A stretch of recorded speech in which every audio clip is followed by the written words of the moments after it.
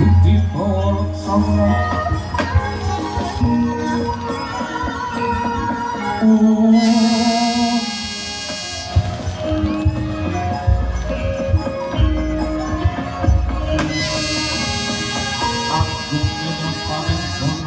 ganjar saben dina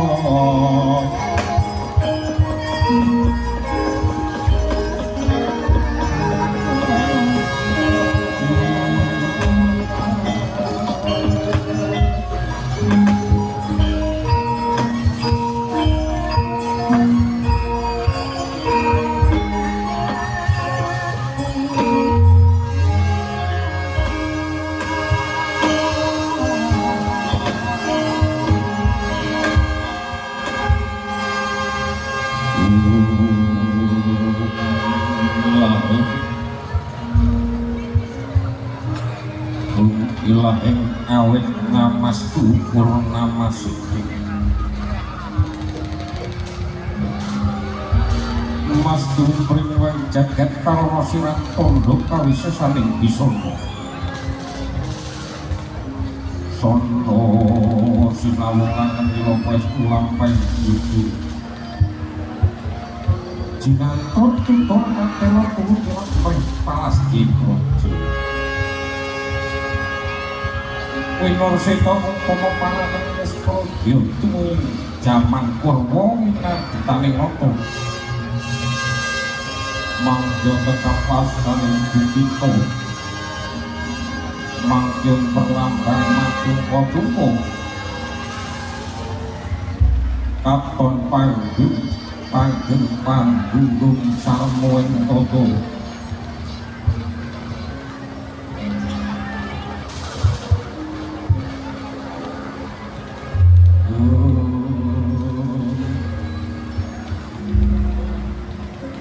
ingkang kaekuat di dosa Purwaika ilangan siji dosa wilangan 10 umpama kaya praja sewu datang ngaturaken sedoso 100 datang ampuraken kinarya garba bukita murjitaning kawianan ing punika ateking negari Ngastina ya negara Gajahaya ya kraton Liman Denawi tetela negara kang kaloka katon panjang kunjung pasir ukir woh dinawi gemah nipat tonto karto lambangi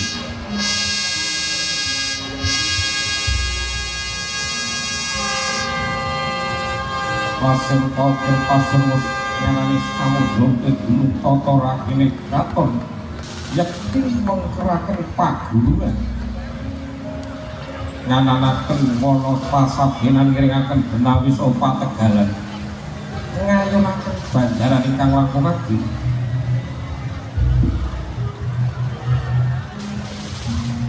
Allah jinawi loh kula kang sarwa kinandur dadi mapan siti ketumpangan arep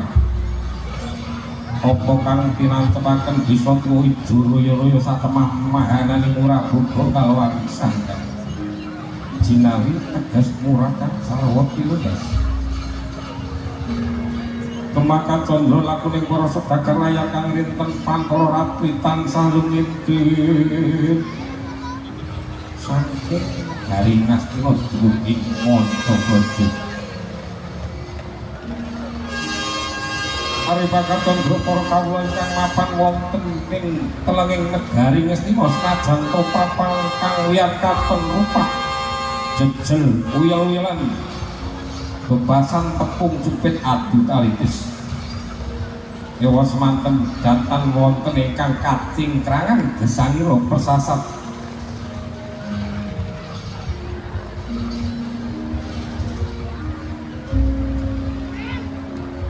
karto-karto nepur kawula ingkang seneng ing Raja Kaya Maesa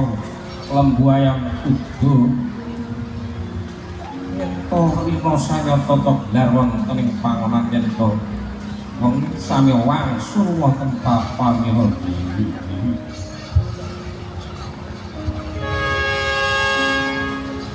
Raja Racinaning kawula ing negari Ngastina tebih saking paramuka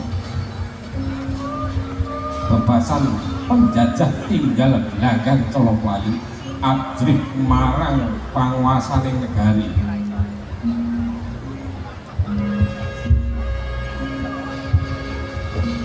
Para kawula angkatan saiki saeka praya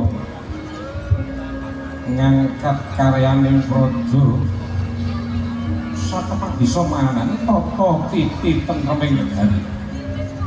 Semanten rupakaning praja sinten dosa namaning Nalendra dosa wilangan 10 nama dina kasih. Wenang den ucapno jejuluk Prabu Duryudana Yasuyudana Kurupati Kendari Suta. Rikala semono wis kepareng lenggah dampar kencana ngagemah kutha kencana susung tiga kinancing Garuda marep Garuda bagi para pengunjung yang sudah berpartisipasi sangkana nogo marang sang tas kunjing probongkara klak bau kang bepinggalan atas wara kampuh kinempok Ninindo Cinawi Puncal Mas Nepeng bareng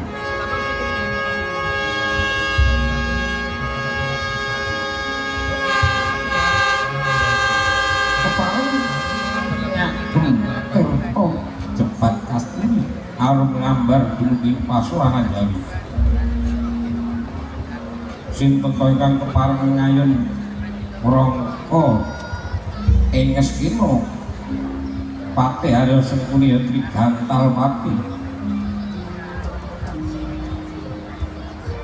Oke, kalau ada yang mau main Ingkang kepareng lenggah jajan Nalendra ing Mandura Prabu Baladewa ya Balarama ya Sangka Krasana Resi Waneng Pinto. gantian ya. Jangan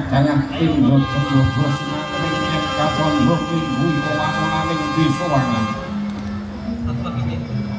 Mengraken Jun Ngastina Pandhita Sokalima Begawan Duna. Katon pandhita kang wis nimpat ing pambudi mumpuni Bantasura. Mengraken rayi dalem ing Ngastina Satya ing toya tinala.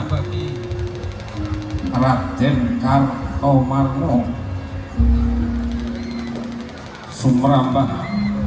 para kadang sentana nayakaning praja Ngastina kang wis samya gantung sibu saking keng para wadya bala bebasan bisa ndesek balur negara Ngastina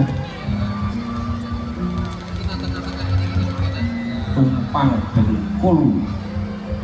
prasasate piswane para nayakaning praja Sura para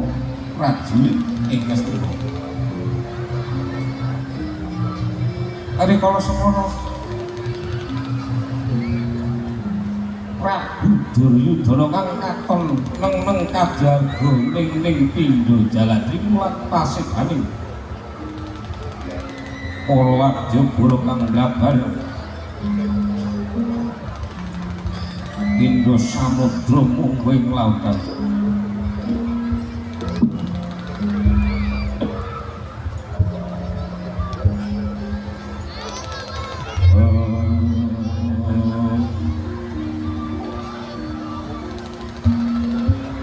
Rikala semono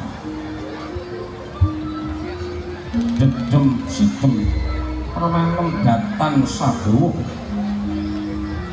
amung suarane gemblak gembing kiyok yang kemasan kang pating jenggleng pating kengkling suarane. Rikala semono song-song gilang kang wis kaboyong minggah tinggil binaturata amur wani katon pating galbyar pating calon pindho Kartika Butsara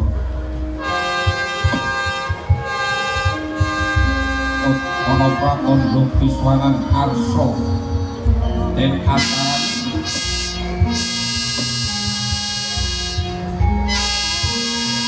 mung yang gumuruh suarane Korwadya Balakadya negara Klebon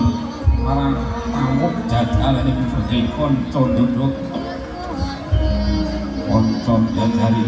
rondok ngangsek rondok maju-maju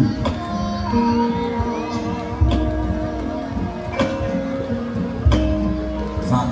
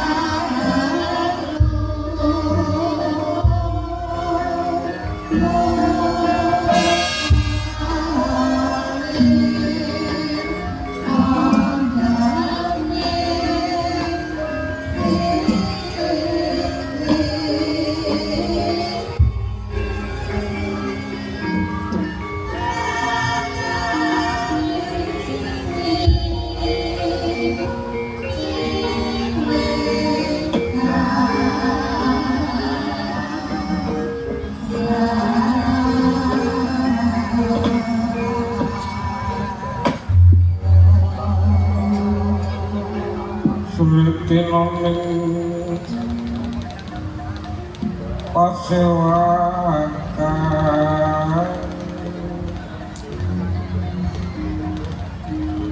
busana maneka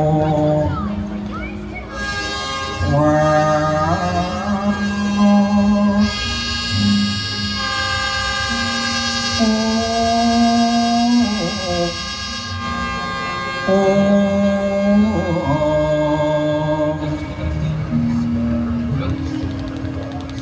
sibak posiping tujono yang panjang sarwa rokmo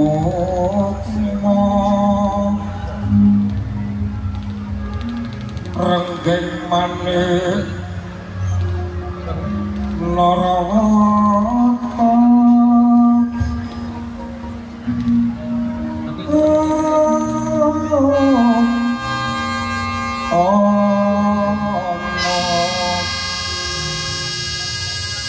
Abro prabanyo sumirat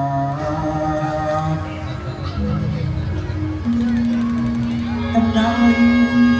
tejo kliwongan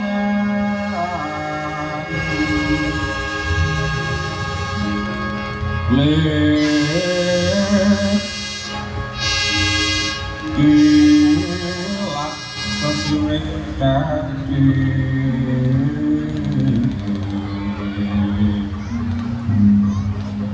wembung kekontong brewek minggin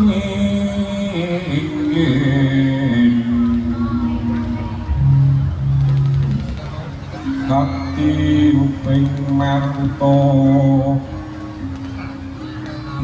kakti uping maruto mado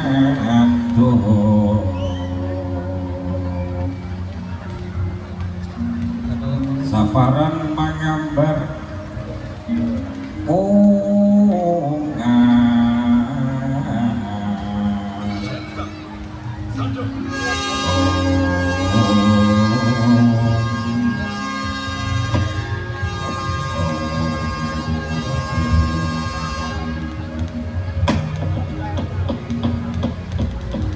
leng-leng gatine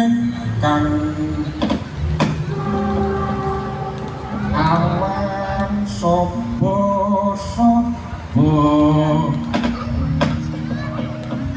niteng ngastina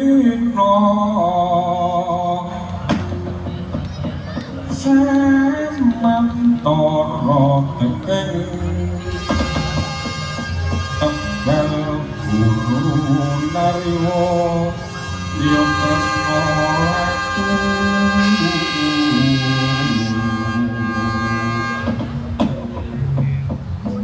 sireng prasurama miangken wocenaka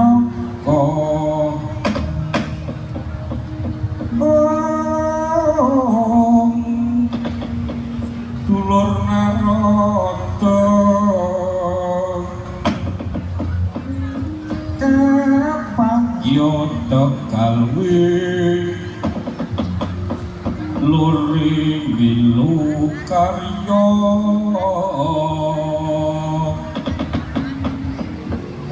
sang bupati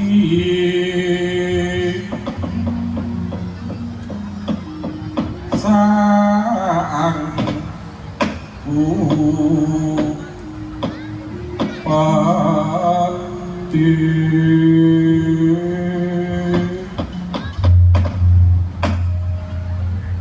Gusti Guru Cagat Manik Rojo ya. Katanya sudah berlangganan 8 bit belum? Katanya sudah Apa? berlangganan dari kami. Apa dari Sarpun Prayogia Mentulega Keputus Maju Minto Katrangan Kaki Barat Nopus Tripurnakan Nayo Kokrojo Sampun Kepal apa dari kalau mengenai didhawuh nggodha menengah Prabu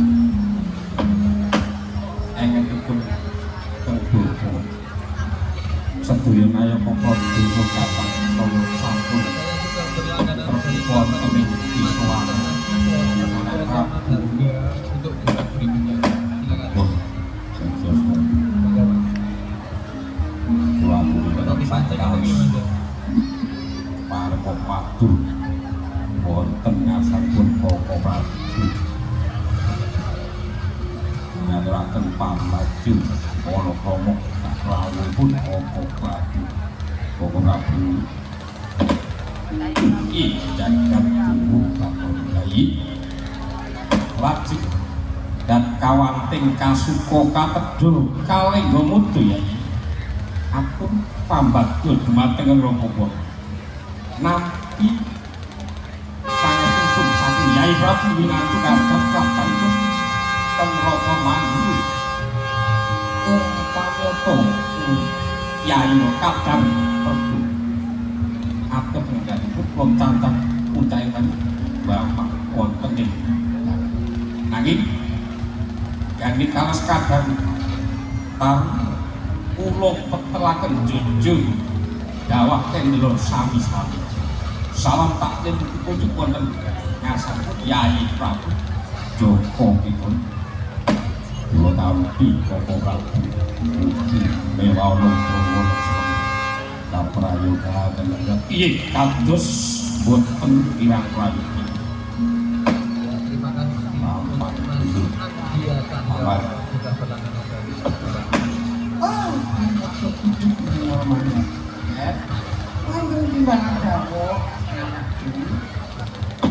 Kanthi baju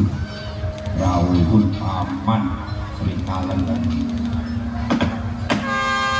ya wit nabi sabanipun anggen Prabu ngantuk kancan sawanipun teng Bapa Saka Lima nggih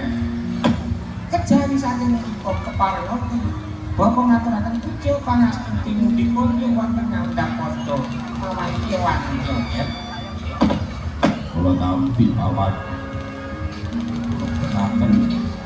wonten ing salebing warga Kincayayan budaya nomor pasang. Nggih. Mesti sentosa. Kalih ngestri wong tuwa ki kok mandi. Mas Karto Marmo kan iya aja jelas iki nampi pangestunipun Koko Prabu niring sami kala kan bagus pisuwan sukem pangabekti kula kunjuk Koko Prabu sampun jelas lungguh kanthi prayoga iki Koko Prabu ngaturaken kenging paru awit rawuh dinten saestu anggen kula ratu rawuhipun Koko Prabu sasampunipun Koko Prabu rawuh marem yak padang trawangan manahipun Koko Prabu saestu Koko Prabu inadya sebodo dados pengayomanipun para kulawarga jagat timu kapendhi matur nuwun saestu tansah ngluhuraken asmanipun Kang Raka Mandu estunipun menika sampun dados sapirangan tanggel jawab Kang Raka Mandu dados wonten alanipun Kang Raka daya-daya anggen napa ingkang dados panuwunipun Yai Prabu.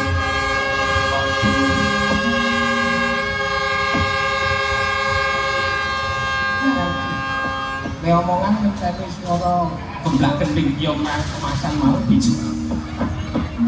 Wis apa-apa kakang. Sing penting didimu. Lajeng keparengga ingkang Raka minta katerangan dinten puniki Yai Prabu ngaturi sedaya Nayaka Praja para kadang Sendana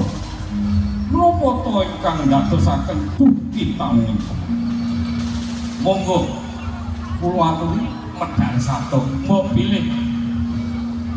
menika perkawis ingkang kados Yoroko boten kawatan nderekaken mancing wonten saklebeting kedaton pinanggih catur netra dumateng koko nanging upamiyata menika bab ingkang saged dipun biwarani ing kathah monggo kula ngendika wonten ing kalangipun Yai Koko Prabu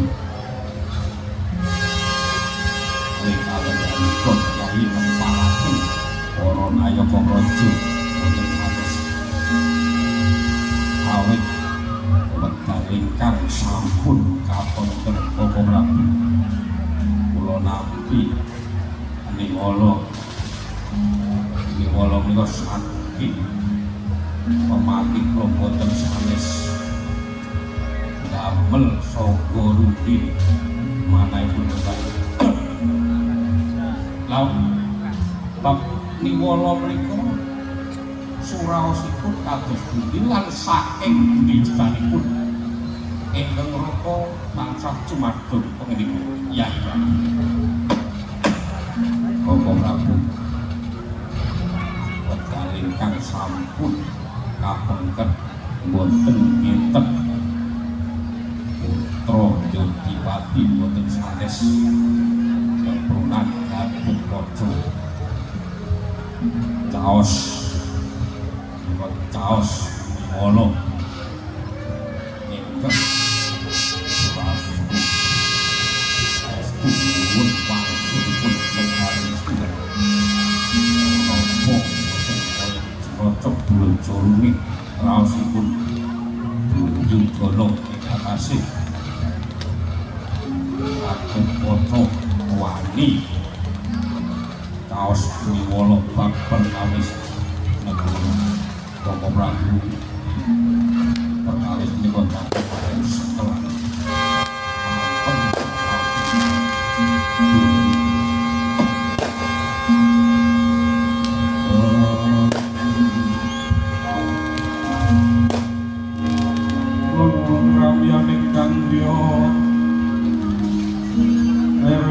Condro katawanan sumuing yasin kapulikan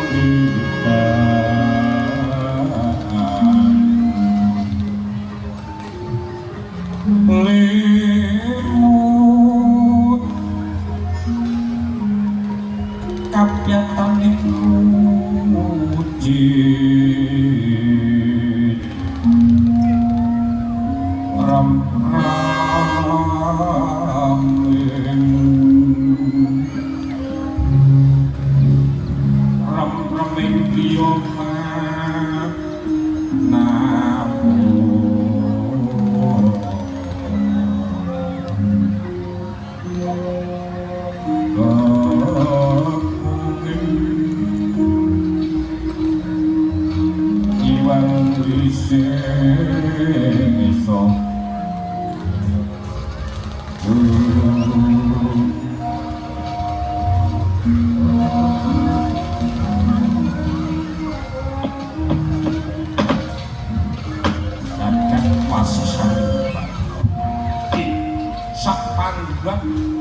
Romaos kaget langsungipun teng neraka mboten nginten yen to Gatotkaca iring nawala mateng Yai Duryudana iki kula kaget ing atas Gatotkaca kok ya wani-wani yo apel kan iki ora kok menawa sing akon sing empok ora cetha nek sing ning akon ning jali dene rasa digugu nah Yai kados pundi bab perkawis muraosipun niwala niku pamanggih pun neraka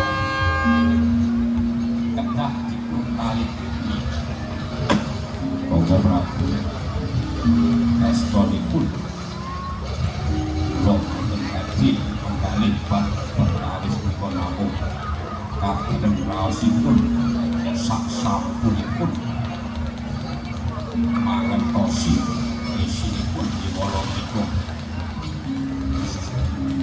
kados tunjuk kono minangka wonten kajen pajagan dimapun iki saking pemanggih kula Papti Wala menika kedah dipun taliti Ratu dereng tentu menika menapa Gatut Kaca piyambak ingkang gadhah niat napa Gatut Kaca sampun nampi walilah saking yang sebelum boten sanes para kadang manungsa. Lah, oke, jangan lupa besok ada pertandingan yang final paling atur peringkat juara 3. bagus sarengan pun paling kados boten main pun Gatut Kaca paling niwala ateges Sekali untuk malam ini paling pakurmatan lan wong niki boten Mobile Legends temtunipun Gatut Kaca masih pilih senajan to besok malam tasih muduh Gatut Kaca menika ratu tetap stay tune karena temen-temenipun besok adalah partai final. boten lepat paring nawala dumateng Yai Prabu awit kalungguhanipun Yai Prabu nggih Prabu sampun nimrah Ratu layani ratu sampun nimrah lambung ingkang dadosaken manah kula menika boten sekeca isinipun layang niku nyuwun wangsulipun negari kados pundi iya boten mungkal namung miturut pemanggih kula pancen dereng trep awit esponipun pamiyata para kadang Pandhawa menika kepengin paring niwala kedahipun nggih sepuh kula lagi ini pemanggih pun terus pomoto aji paring niwala menika namun kula aturin engket terus utama Pak niwala menika estunipun boten dados perkawis namun cobi dipun enget-enget paduka menika sampun bangun ingkang wonten lan sampun gadhahi niat ing ngajeng negari menika badhe dipun pupu saderengipun Gatut Kaca paring niwala menika para kadang paduka Pandhawa pun saben-saben kepengin nyuwun wangsulin perkawis kok malah namung Gatut Kaca nyuwun miturut pemanggih kula pun boten saged angget saya ini oh coba nak berkunjung panjang ya saksamu pun kalau jangan anten apa yang dipun aturaken angger Prabu laras kula nyambut aturipun dijuni sekawit negari ngerti boten badhe dipun paringaken kadang Pandhawa lah kok menika malah Gatut Kaca ingkang caos niwala niku jan boten penting blas saestu malah miturut pemanggih kula menika lare ingkang umpamane kelaku wani kurang beduga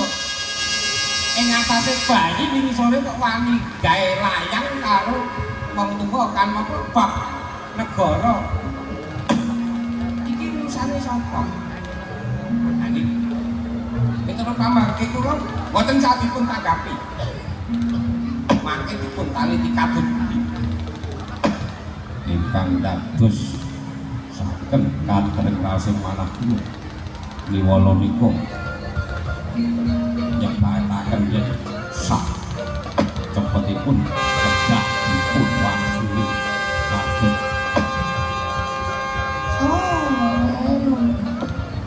lah menika cobi anggen mandura kados pundi Paman niki panjenengan ingkang kedah kedah paring atur dumateng Kanjeng Prabu ingkang kanthi cetha. Nggih. Miturut pemanggih kula. Supados Gatotkaca malem menika lan boten kok badhe nglingsemaken Yayi Prabu. Yayi Prabu menika jejering nalendra kedah dipun paringi wangsulan sinaosa isinipun kula sumanggaken negari badhe dipun paringaken utawi negari badhe dipun pupuh namung kedah dipun paringi piwales supados cetha perkawis menika. Abis kula malah kon nggak ngaten mawon. Mboten sadipun wangsuli. Mboten sadipun wangsuli. Sampun pun saya wangsuli. Mboten wonten ginanipun kok dipun wangsuli. Wangsulanipun menika malah miturut pemanggih kula ditemoni Gatotkaca rasa ngandung bales surat garang kesuwen temoni karepe kepiye kok wani wanuh marang kahanan kaya ngene ora taren wong tuane barang lancang kae panjenengan bayi isore kok arep iki negara akeh kene sing suwe nang kene ora wani kok aku layani sapa-sapa. Nah menika gumantung Angger Mandura menika. Angger Mandura kados pundi? Kula mangertos menika tasih kadang para Pandhawa kemangka Angger Mandura pun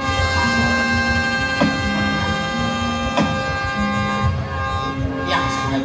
para putra Pandhawa Paman Duna ampun ngantos ngendika kula ngadeg wonten Ngastina temtunipun sampun rasta paman senajan to menika sedulur anak yen to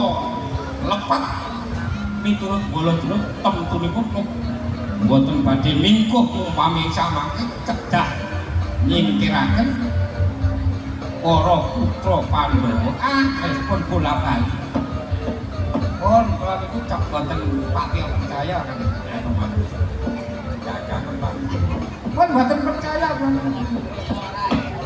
Kama cara saiki ngomong kosong.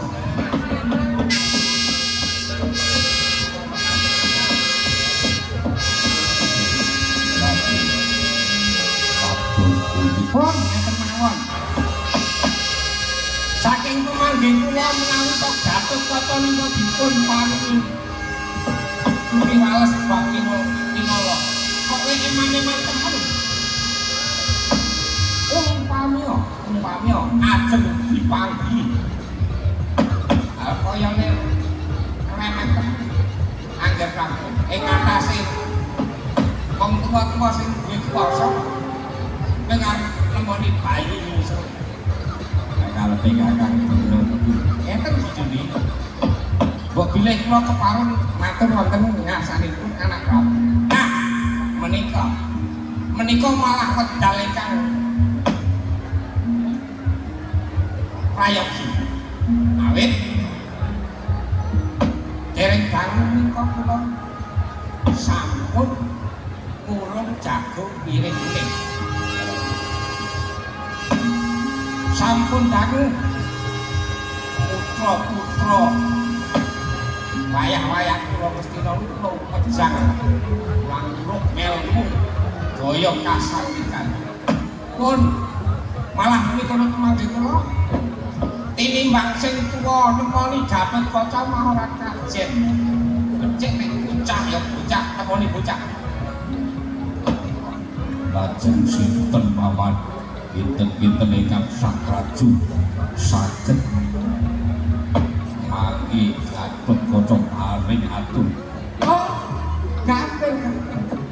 Sespopo nu kathah. Sing rondok pinter ping 1 loro. Nek teko ngono omblok aku. Liyane goblok Quran iki wonten urut kula ingkang pancen jan kula kinten sampun boten badhe kuciwan pamiyo dipun dawuhi menuaken Gatotkaca sapa kakang lho cucune ora ngerti kok piye esuk awan sore payah Dursala saben-saben tak wejane anake lagi anake Dursasana nika yen kula tanggung jawab boten badhe nguciwani dasare piyayi gagah gedhe sepusa prihatosipun langkung-langkung saestu menika malah kangge nodi jamangke kados pundi kula pun yakin saestu menika paman dulu kados pundi nggih wani keras suarane kakang ora apa-apa nang kusawana iki jenenge rembugan iki dijunjung paman dulu menawi miturut pemanggih kula umpami anta menika putra Ngastina nemoni para putra Pandhawa Lopitados yang muda menika tasih gampang ingin pengaruh boten saged kendhaleni hartane kanso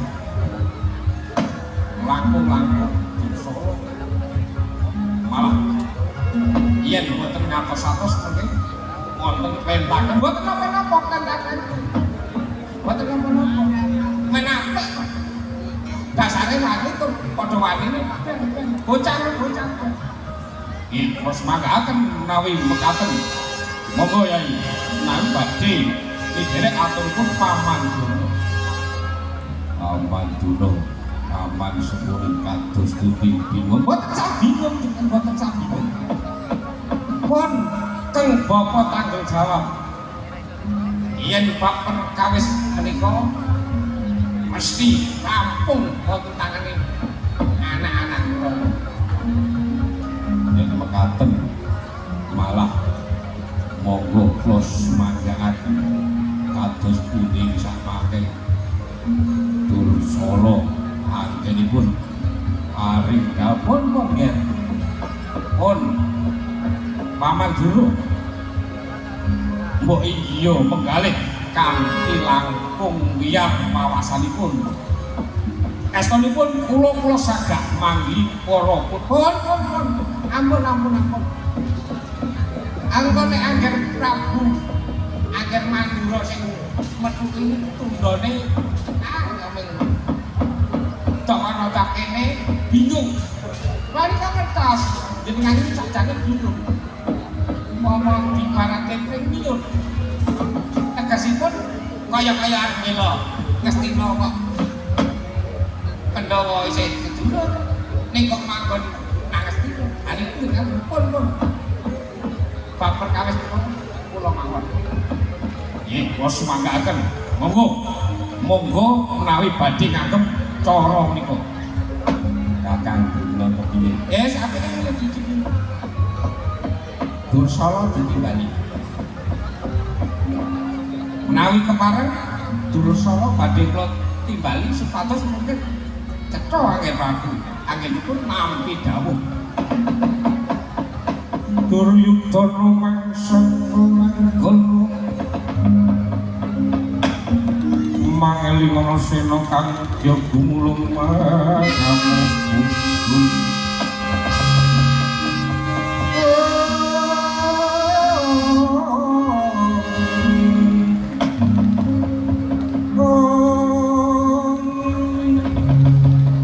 pinujung wisang sena amjuring tirta sumundul saking warik kentung gandeng kulawan lumut mandikut turi sang singa barong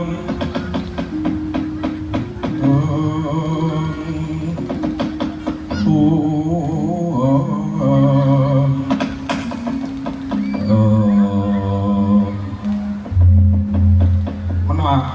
menawi kula sampun dipun nilai kula badhe ngaturaken sowanipun Dursala nggih. Kula sumanggaken Paman Dursala. Maju rene kowe cah bagus. Maju rene. Nggih. Iya, kula maju ya.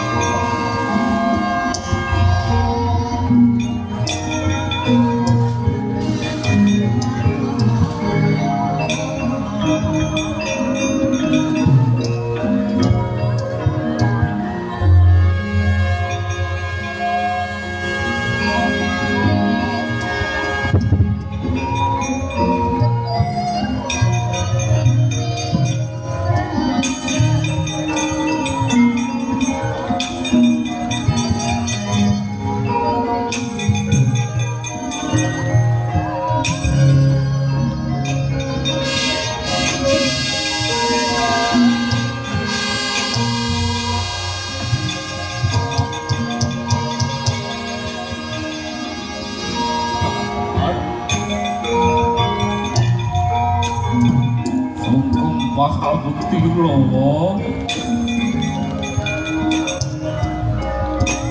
Saya masih pakai Dursala inggih ya.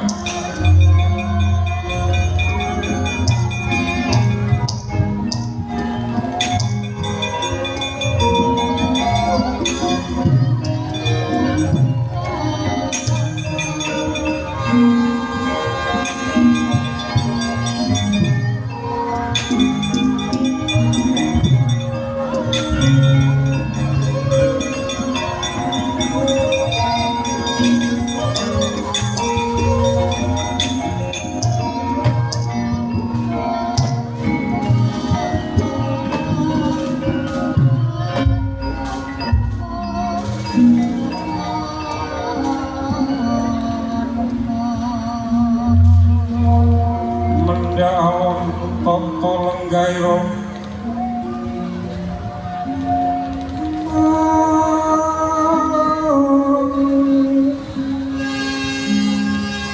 kata-kata perawan doa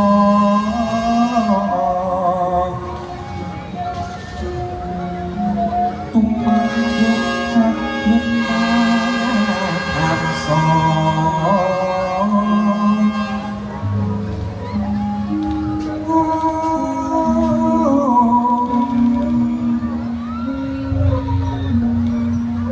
tanlonokat kuciwa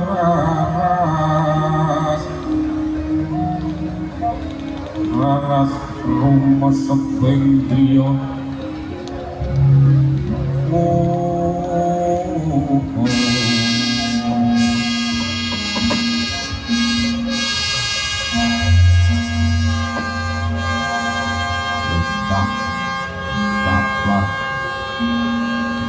Dursala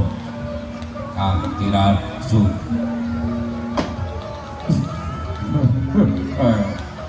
inggih napi Syekh Kadarmanipun Wa Prabu pinantu karajan sungkem pangabekti kula tunjuk dewe katampa pangestu ditama inggih kula tampi Dursala inggih ya. Aja kaget ditimbali iki pancen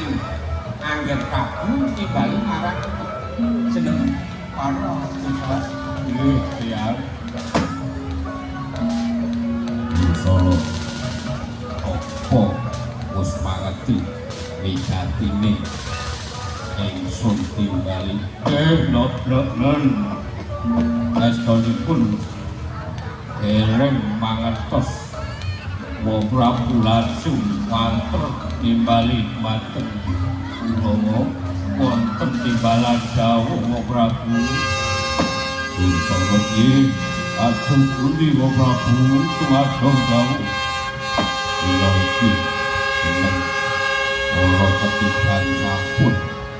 miturut aturing Paman Gunung apa bener Dursala wis dan Beni apa kang sing nggake Paman Gunung bab perkawon perkara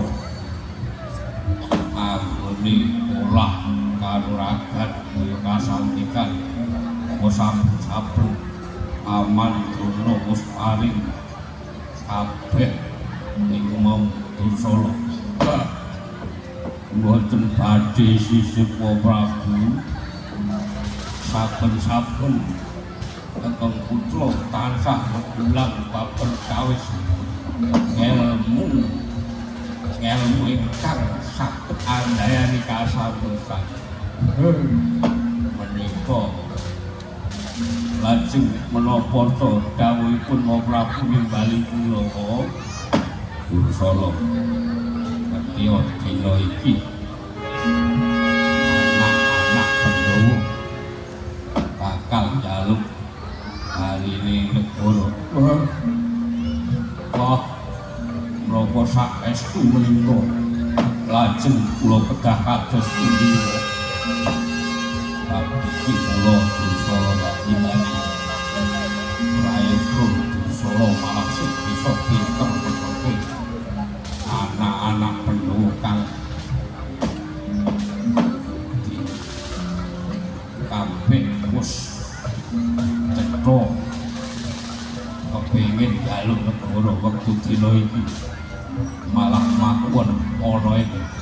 pesanggrahan Sewa Dudu kawanan temen haji-haji Pandhawa ini kaya ngono kok kali wis Dursala pokoke manut wae iki ngene ya Ger kepangku kok matur men cetha Dursala iki ya iki gatine dina iki putuku Dursala sing tiban sampun kudu bisa nah tembang kudu bisa mbalekake Gatotkaca ing tegese aja ngasih lebu ana ing negara Ngastina awit yen ngasih Gatotkaca sak sedulur-sedulure to tekan Ngastina wah malah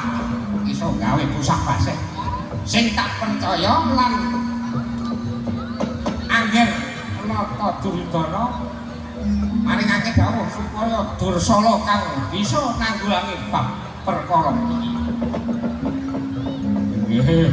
sampun cumekra dawuhipun Prabu bener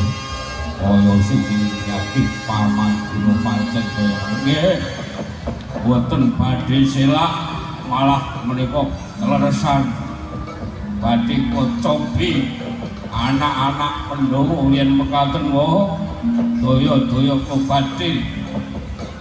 tumandang ing ayuda nyuwun pamit pun tambahin pangestu sing ati-ati aja kaya bocah cilik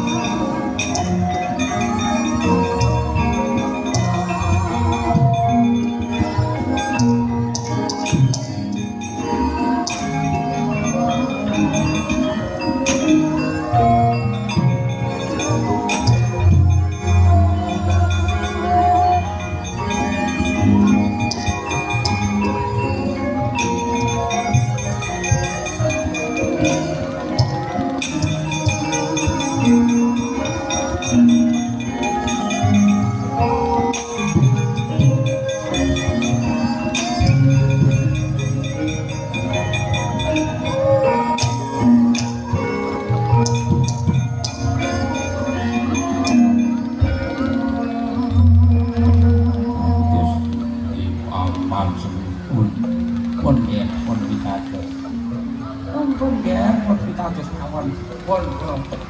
sampun saged mestekaken kepaten mawon. Wah.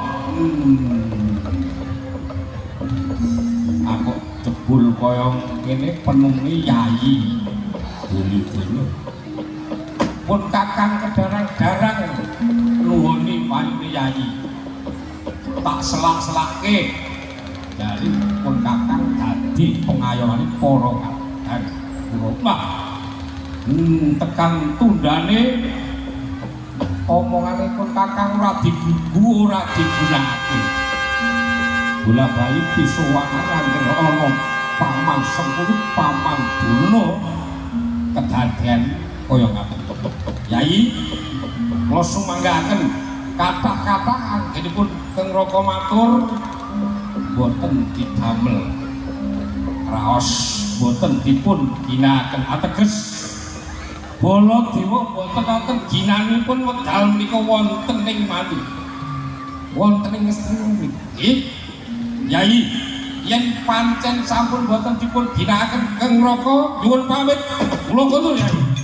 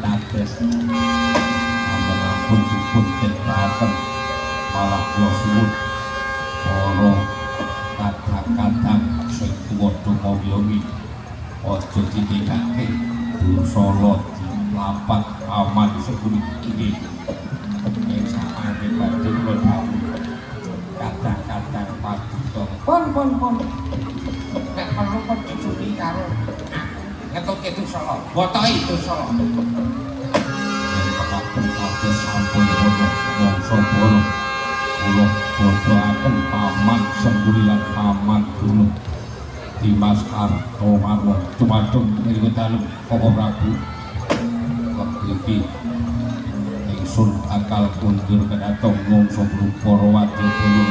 teng padha gantung sibuki badhe ngbodholaken sak sampunipun pokok Prabu Manjing kedatong oto wis purna sabdaning nata sabda pendhita ratu yen ta ratu ngendika rata tiyang sak negari pandhita datan kenawalian ari para semono jelek saking panlenggan tindak manengen ngagem gamparan gading kinanebet para abdi bedaya yen kacandra kaya dewa kairing widodari